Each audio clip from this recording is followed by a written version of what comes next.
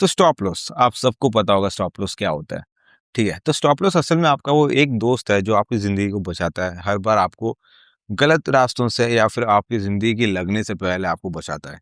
वैसे ही ट्रेडिंग में stop loss वैसे ही काम करता है। तो हमेशा एक ट्रेडर को हमेशा पता होना चाहिए कि वो एक दिन में या अपने ट्रेड में कितना वो लॉस कर सकता है। अगर आपको नहीं पता, जब भी आप एक ट्रेड में घुस रहे हो, उससे पहले अगर आपको नहीं पता कि आप कितना मिनिमम अपना मैक्सिमम आप कितना उसमें लॉस कर सकते हो, तो आप एक परफेक्ट ट्रेड ले ही नहीं रहे हो।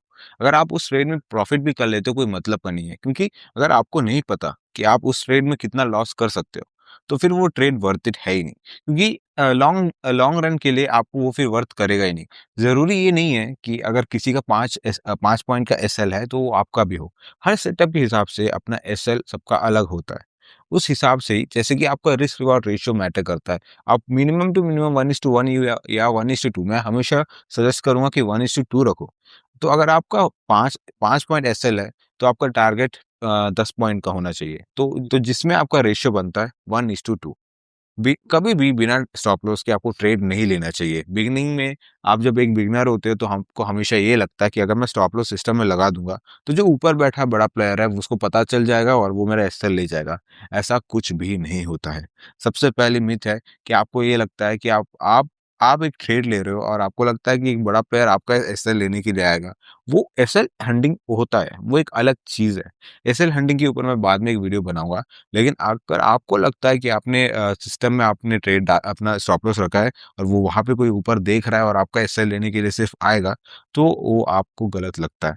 आप हमेशा एसएल के साथ ही ट्रेड करो, क्योंकि एक फिक्स लॉस आपको हमेशा बचा सकता है।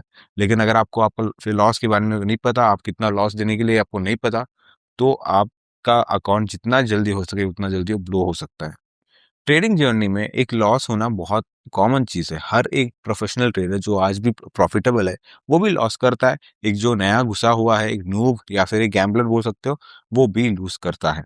लेकिन डिफरेंस ये है कि एक प्रोफेशनल ट्रेडर को पता रहता है कि वो कितना लूज़ करेगा। लेकिन एक गैम्बलर या एक नूब को नहीं पता होता। वो जब भी लॉस में होता है, वो होप ट्रेडिंग करता है कि एक बार ऊपर चले जाए, तो फिर मैं एक्सिट हो जाऊँगा, या फिर थोड़ा-सा मेरा लॉस कम हो जाए, मैं एक्सिट हो जाऊँगा। लेकिन एक प्रोफेशनल ट्रेडर को हमेशा पता रहता है, एक ट्रेड में या एक पूरे दिन में उसको ये पता है कि मेरा लॉस इतने से ज़्यादा हो ही नहीं सकता। क्योंकि लॉस करना आपके हाथ में है। आप जब चाहो एक ट्रेड से निकल सकते हो, तो लॉस करना आपके हाथ में है। तो जब भी आप एक ट्रेड लो, कोशिश करो कि एक एसएल आपका फिक्स्ड रहे। सबसे पहले आप अपना स्टॉप लॉस अपने सिस्टम में डाल दीजिए, ताकि वो आपको हमेशा बचाए रखे।